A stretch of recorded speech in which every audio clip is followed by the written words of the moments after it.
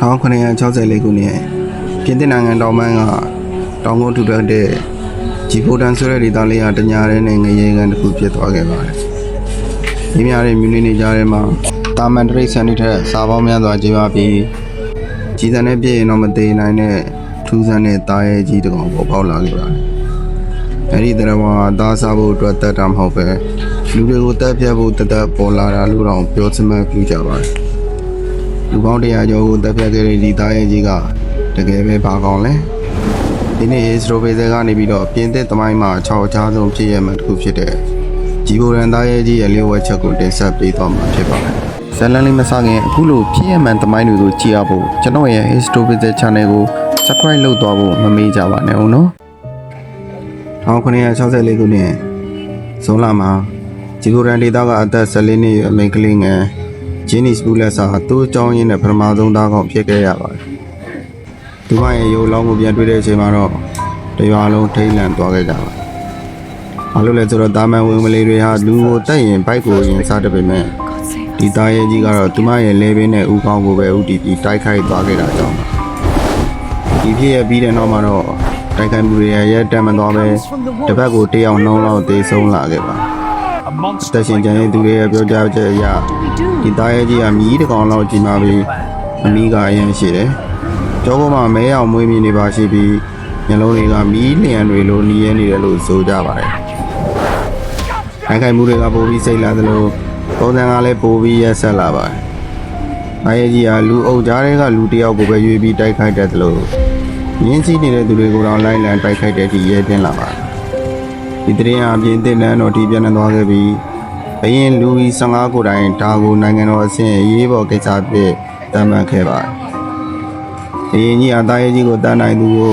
စုငွေမြောက်များပေးမယ်လို့ကြေညာခဲ့သလိုဂျီဘိုရန်ဒေသစီကိုနိုင်ငံတော်ရဲ့အတော်ဆုံး Dragon စစ်တပ်နဲ့ကျွမ်းကျင်မှုစိုးတွေကိုဆေးလွတ်ခဲ့ပါတယ်။ဒါတာမန်တလိဆန်တကောင်ကိုဖမ်းဆီးတာထက်စစ်ပွဲတစ်ခုကိုဆင်နွှဲသလိုမျိုးဖြစ်လာခဲ့ပါတယ်။စစ်တပ်နဲ့မဟုတ်ဆိုးတွေဟာဂျီဘိုရန်ရဲ့တောနဲ့တွေထဲမှာဝင်းမလေးပေါင်းထောင်တဲ့ကြီးကိုတပ်ပြတ်ခဲ့ကြပါတယ်။ဒါပေမဲ့တကယ်သားရဲကြီးကတော့လို့နေသေးပါ။ကျွမ်းကျင်တဲ့မဟုတ်ဆိုးတွေဟာသားရဲကြီးကိုမိမိတို့တနက်နဲ့အနီးကပ်ပြစ်ခဲ့နိုင်ခဲ့ပေမဲ့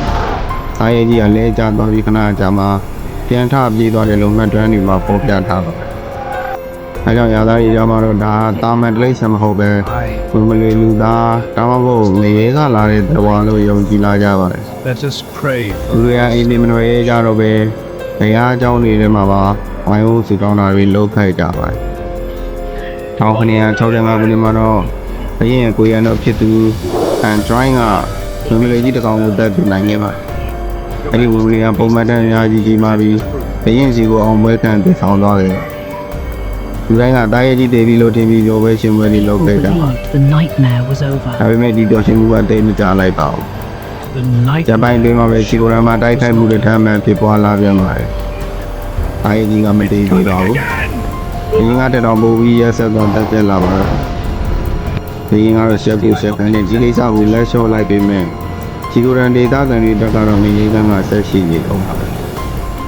1969ခုနှစ်ဇွန်လ19ရက်နေ့မှာဒီဘေးကိုစိုးသက်ပေးမဲ့သူပေါ်လာခဲ့ပါတယ်။သူကတော့ဒေသခံမုတ်ဆိုးတယောက်ဖြစ်တဲ့ဂျင်းချက်စ်တဲ့ပါပဲ။ဂျန်နာရီတွေကသူဟာတာရဲကြီးကိုတတ်ဖို့အတွက်တန်းစင်ထားတဲ့ငွေကြီးစံမှုသုံးခဲ့တယ်လို့ဆိုကြပါတယ်။သူဟာတော်ရဲမှာတာရဲကြီးနဲ့ရင်ဆိုင်ရပြင်မှာစိတ်အေးထားပြီးပြစ်ခတ်ခဲ့ပါ this time the beast did not ဒီချိန်မှာတော့တာရဲကြီးအပြန်ထားမလာတော့ပဲအသက်ပြောက်သွားခဲ့ပါတယ်။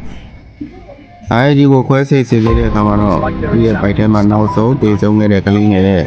စိတ်ပိုင်းတွေကိုတွေးခဲ့ရပါတယ်။ဒါသမိုင်းဝင်လူသက်တာရဲကြီးရဲ့အဆုံးသက်ပါပဲ။တာရဲကြီးတည်ဆုံးသွားပြီမဲ့ the သ beast မိုင်းပညာရှင်တွေကြားမှာမေးခွန်းတစ်ခုကြံနေသေးပါ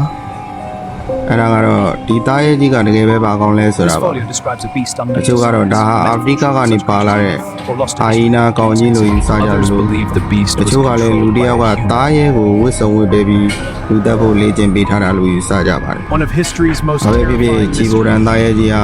ကမ္ဘာသမိုင်းမှာ6ချားဆုံးဖြစ်ရမှန်ဖြစ်ခုထိကျန်နေသေးပါသင်တို့ရောဘယ်လိုထင်မှန်းသလဲဒီတာရဲကြီးကတကယ်တရဝါဆန်းလားဒါမှမဟုတ်လူဖန်တီးထားတဲ့လူသက်လက်နဲ့လားကိုမမရေးခဲ့ပေးကြပါဦး ဒီလိုဖြစ်ရမှန်ဇလန်တွေကိုကြည့်ဖို့အတွက်ကျွန်တော်ရဲ့ History with the Channel ကို Subscribe လုပ်ဖို့မမေ့ပါနဲ့ဦးနော်နောက်ထပ်ဗီဒီယိုမှာပြန်တွေ့ကြမယ်ဗျာ